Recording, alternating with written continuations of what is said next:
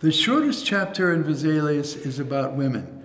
And the reason for this is probably that female cadavers were very scarce, and possibly because Vesalius was somewhat squeamish about female reproductive anatomy. And so he made terrible mistakes, shocking mistakes, which he would never have made with a male cadaver.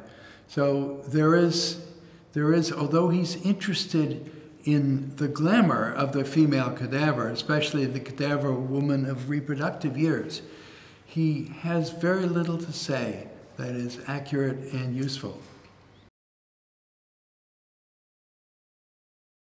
His mistakes about women were his failure to examine closely the way he examined closely all other aspects of anatomy.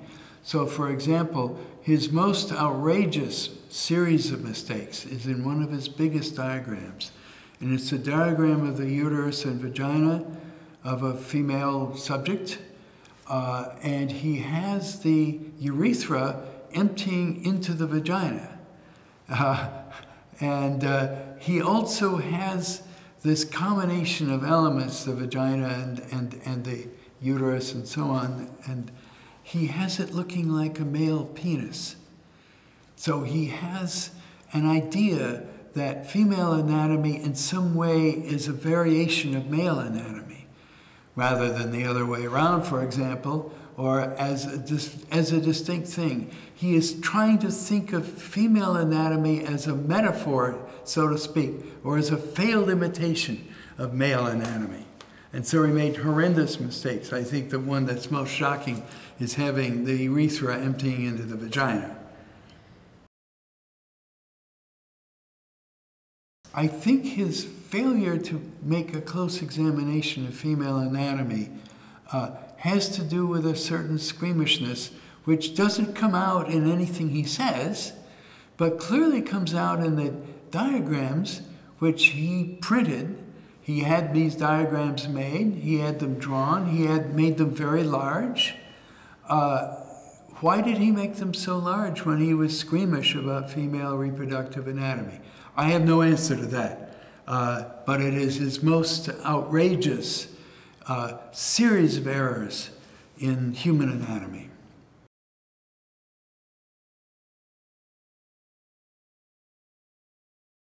The youthfulness of Vesalius and his failures in anatomy probably have something to do with each other.